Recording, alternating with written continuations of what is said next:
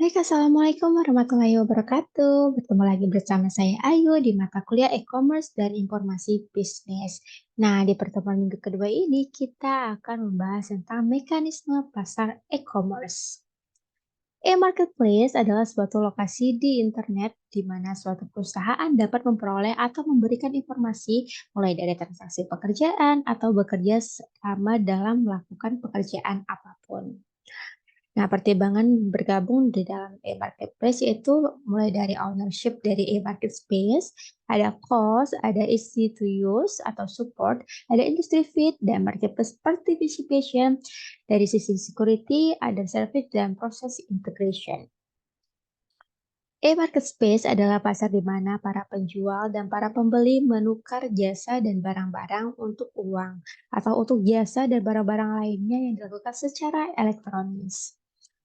Komponen dari komponen dari e-market space yaitu adanya konsumen, ada penjual, ada barang berupa fisik ataupun digital, adanya front end, ada mitra bisnis, ada juga dukungan pelayanan, ada infrastruktur dan ada back end-nya.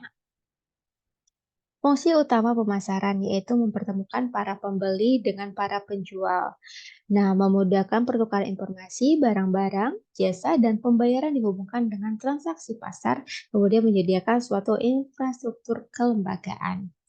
Supply chain merupakan suatu aliran barang, informasi, uang, dan jasa dari melalui para penyalur pabrik-pabrik dan gudang sampai kepada pelanggan akhir, termasuk juga organisasi dan pemroses yang menciptakan dan mengirimkan kepada pelanggan akhir. Komponen dari supply chain yaitu ada tiga, mulai dari upstream supply chain, internal supply chain, dan downstream supply chain. Upstream supply chain merupakan aktivitas dari para penyalur seperti pabrik ataupun assembler dan para penyalur lainnya.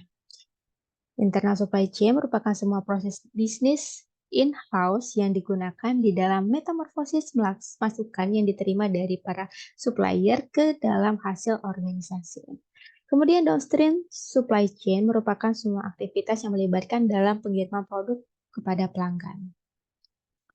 Tipe dari supply chain yaitu membuat persediaan yang terintegrasi, pengisian ulang atau replenishment yang berkelanjutan. Selanjutnya build to order artinya merupakan model suatu perusahaan yang langsung melalui melakukan pengolahan pesanan dari pelanggan dengan seketika ketika pesanan tersebut diterima. Lanjut ke channel assembly, merupakan model di mana produk dirakit dengan seketika dan langsung dipindahkan melalui saluran distribusi. Faktor-faktor yang mempengaruhi kesuksesan e-market yaitu karakteristik produk, karakteristik industri, karakteristik penjual, dan karakteristik pembeli. Karakteristik produk meliputi mulai dari tipe produk, harga produk, ketersediaan standar produk, dan informasi produknya. Kalau dari karakteristik industri, diperlukan adanya broker, intelligence system boleh menggantikan broker. Lanjut ke karakteristik penjual. Konsumen akan mencari penjual dengan harga yang murah, volume rendah dengan margin keuntungan transaksi yang lebih tinggi.